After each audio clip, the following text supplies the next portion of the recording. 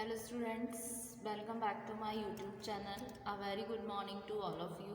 In today's video lecture, we are covering conceptual foundations of organizational behavior in your subject organizational behavior. ठीक है, तो क्या conceptual foundations हैं, even जिसको हम बोल सकते हैं फंडामेंटल कॉन्सेप्ट क्या होता है ओबी का। देखिए, हर डिसिप्लिन जो होता है स्टडी का उसके कुछ certain set of fundamental concept होते हैं। मतलब कोई भी नियम है स्टडी का, उसके अपने certain set of fundamental concept होते हैं। ये कॉन्सेप्ट क्या कहलाए जाते हैं? प्रोसीडिंग्स। ठीक है।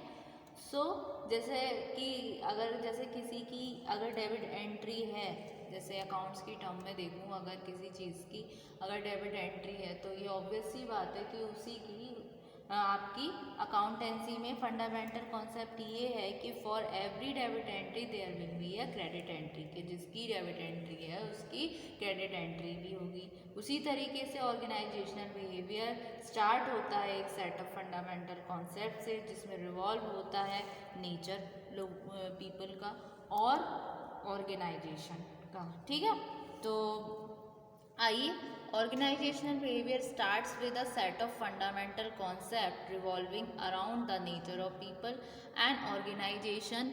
These are described below. सबसे पहला आता है आपका इंडिविजुअल डिफरेंसेस। ठीक है, इसमें इंडिविजुअल डिफरेंस क्या कह रहा है? ऑर्गेनाइजेशनल बिहेवियर स्टार्ट हो गया सेट ऑफ फंडामेंटल कॉन्सेप्ट से। ये फंडामेंटल कॉन्सेप्ट क्या है? ये एंड्यूरिंग प्रिंसिपल्स हैं जो फॉर्म कर रहे हैं एक स्ट्रॉन्ग फाउंडेशन ऑर्गेनाइजेशनल बिहेवियर के लिए, जिसको हमने डिस्क्राइब किया है डिटेल में। सबसे पहले आता है इंडिविजुअल डिफरेंसेस। इंडिविजुअल डिफरेंसेस का मतलब क्या होता है? सिंपल टर्म में देख लीजिए, मैनेजमेंट मोटिवेट कर सकता है एम्प्लॉय को, उनको किस तरीके से एम्प्लॉयज़ को ट्रीट करके अच्छे तरीके से डिफरेंट वे में, क्योंकि हर इंडिविजुअल का अपना पर्सोना है, अपना उसका आइडिया है, अपना उसका अप्रोच है।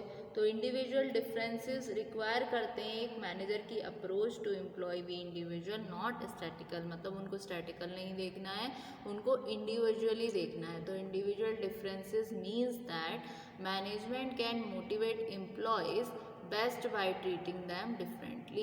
This belief that each person is different from all others is typically called the law of individually difference. ठीक है, अब इसमें सेकंड पॉइंट आता है परसेप्शन। परसेप्शन का मतलब होता है कि किस तरीके से लोग वर्ड को देखते हैं, किस तरीके से कुछ चीज़ों को वो डिफरेंट वे में देखते हैं। परसेप्शन का मतलब होता है पॉइंट ऑफ व्यू, देखने का नज़रिया।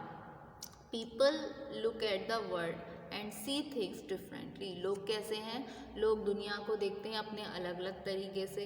Even when presented with the same object, two people may view into two different things. मतलब कोई एक ऑब्जेक्ट है, जैसे कि एक ये पेन है, ये ऐसा है, ऐसा रखा हुआ है, तो हर अगर दो पर्सन बैठे हुए हैं, उनको पॉइंट ऑफ व्यू लिया जाए तो दोनों के देखने का नज़रिया अलग होगा। किसी को लगेगा पेन तिरछा है, किसी को लगेगा कि पेपर सही से नहीं रखा गया है।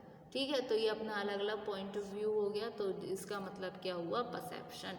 ठीक है, फिर नेक्स्ट पॉइंट आता है आपका motivation to employees. Motivation to employees क्या हो गया? कोई भी जो एम्प्लॉय है उसके बहुत सारी नीड्स होती हैं जो उसके अंदर हैं। जैसे मैं हूँ, मेरी बहुत सारी ऐसी नीड्स हैं, जो इच्छाएं हैं जो मेरे अंदर हैं।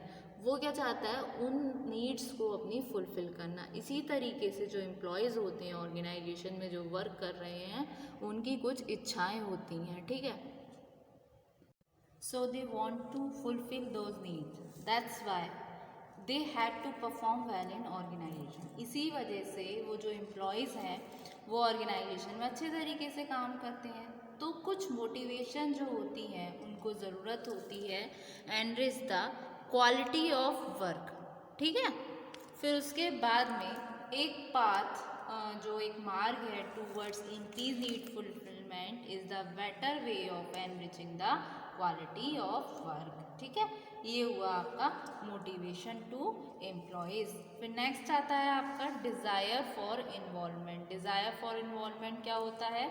जो ऑर्गेनाइजेशन है उसको ज़रूरत है कि वो प्रोवाइड करे अपॉर्चुनिटीज़, एक इन्वॉल्वमेंट रखे अपने एम्प्लॉयज़ का। क्योंकि ऐसा क्यों करना है? क्योंकि जो पीपल हैं, जो एम्प्लॉयज़ हैं, वो अपने आप को फील करते हैं गुड इन सारी चीज़ों के रिगार्डिंग। उनके डिज़ायर रिफ्लेक्टेड होते हैं उनके ड्राइव फॉर सेल्फ एफिशिएंसी से, और इस बिलीफ से कि उनमें कुछ ज़रूरी कैपेबिलिटीज़ हैं जिससे कि वो परफॉर्म कर सकें किसी टास्क को, और जो फुलफ़िल करते हैं उनके रोल के एक्सपेक्टेशंस को, जो एक मीनिंगफुल कंट्रीब्यूशन होता है।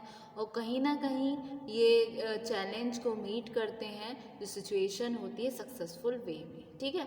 तो वो हमेशा एक चांस के हंगर में रहते हैं कि जिससे वो शेयर कर सकें कि क्या वो जानते हैं, क्या वो लर्न करते हैं अपने एक्सपीरियंस से। तो इस रिगार्डिंग ऑर्गेनाइजेशन को ज़रूरत है कि वो प्रोवाइड करें opportunities for meaningful involvement then a practice which will result in mutual benefit for both parties, जो ना सिर्फ एम्प्लॉयज़ के लिए बेनिफिशियल होगा बल्कि ऑर्गेनाइजेशन के लिए भी होगा। तो ये होता है पॉइंट आपका डिज़ायर फॉर इन्वॉल्वमेंट। अब नेक्स्ट आता है आपका ह्यूमन डिग्निटी। तो because of a higher order people want to be treated with respect and dignity. मतलब जो एम्प्लॉय है, जो ऑर्गेनाइजेशन में वर्क कर रहा है, वो क्या चाहता है? वो चाहता है कि उसको ट्रीट किया जाए रिस्पेक्ट के साथ, डिग्निटीज़ के साथ। तो ये कॉन्सेप्ट कहीं ना कहीं हर पर्सन को ये ट्रीट करता है कि हर पर्सन रिस्पेक्टेड होना चाहिए, क्योंकि चाहे वो ऑर्गेनाइजेशन का एम्प्लॉय हो या कोई मैनेजर हो, ठीक है। अगर वो रिफ्यूज़ करते हैं एक्सेप्ट करना ओल्ड आइडिया जो कि सिंपल इकोनॉमिक टूल्स हैं, तो एम्प्लॉय को वैल्यूट करना चाहिए उसके स्किल्स के रिगार्डिंग, उसकी एबिलिटीज़ के रिगार्डिंग, और उनको प्रोवाइड करना चाहिए अपॉर्चुनिटीज़ जिससे कि वो डेवलप कर सकें दैमसेल्व्स को, ठीक है।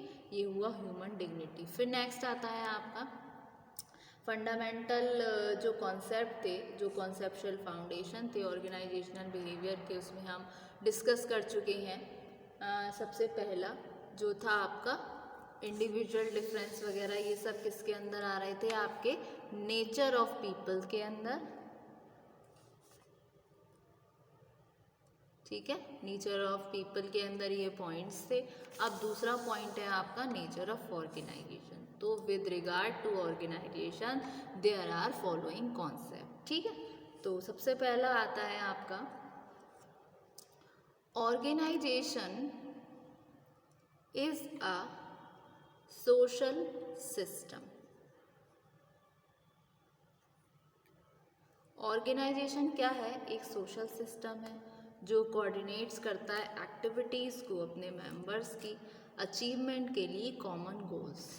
ये क्या है? ये आपका पार्ट ऑफ सोसाइटी है जो कंसिस्ट हो रहा है पीपल से, जो कि सोशल बीइंग्स हैं।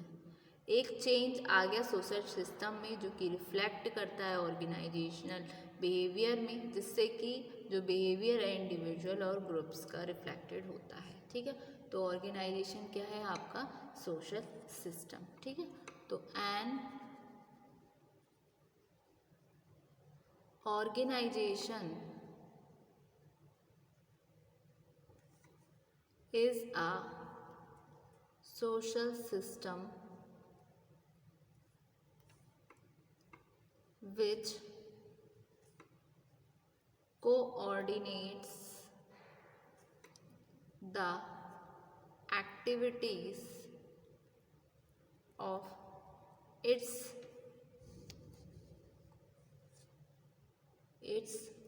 members for the achievement of common goals, ठीक है। फिर नेक्स्ट आता है आपका mutuality of interest. Mutuality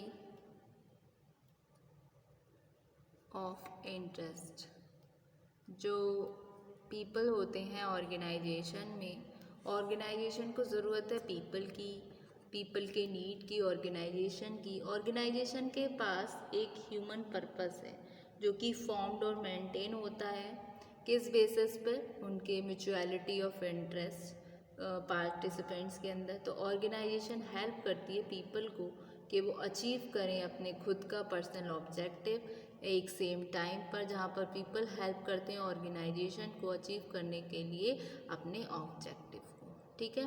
mutual interest जो है वो प्रोवाइड करता है एक सुपर ऑर्डिनेटेड गोल जिससे अटेन किया जा सकता है ना सिर्फ इंटीग्रेटेड एफर्ट्स के थ्रू इंडिविजुअल के, लेकिन जो इनके एम्प्लॉयर्स हैं वो भी। तो एक म्यूचुअलिटी ऑफ इंटरेस्ट होना बहुत ज़रूरी है। ठीक है।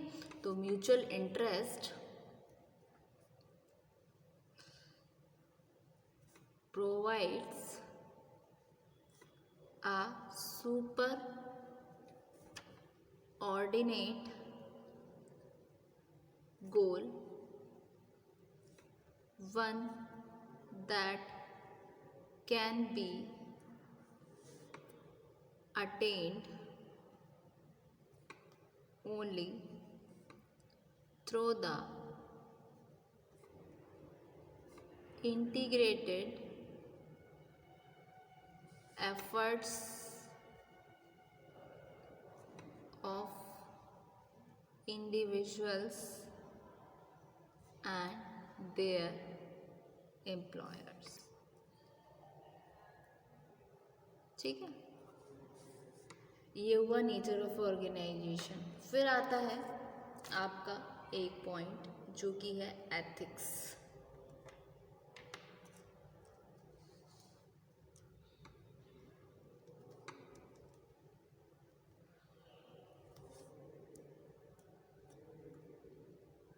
किसी भी ऑर्गेनाइजेशन के लिए एथिकल ट्रीटमेंट होना बहुत ज़रूरी है। किसी भी सक्सीड ऑर्गेनाइजेशन के लिए क्या ज़रूरी है कि वो ट्रीट करें एम्प्लॉयज़ को एक एथिकल फैशन में। जब ऑर्गेनाइजेशन के गोल्स और एक्शंस एथिकल होंगे तो ये म्यूचुअलिटी को क्रिएट करेगी, जो कि एक ट्रिपल रिवॉर्ड सिस्टम हो जाएगा इंडिविजुअल के लिए, ऑर्गेनाइजेशन के लिए, साथ ही साथ इससे सोशल ऑब्जेक्टिव भी सेट हो जाएंगे। ठीक है। तो in order to attract and retain valuable employees in an era, ethical treatment is necessary। ठीक है। तो ये हुआ आपका fundamental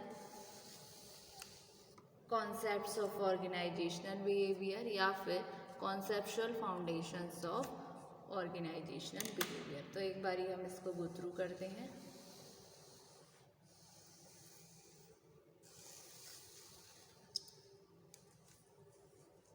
thank you so much student.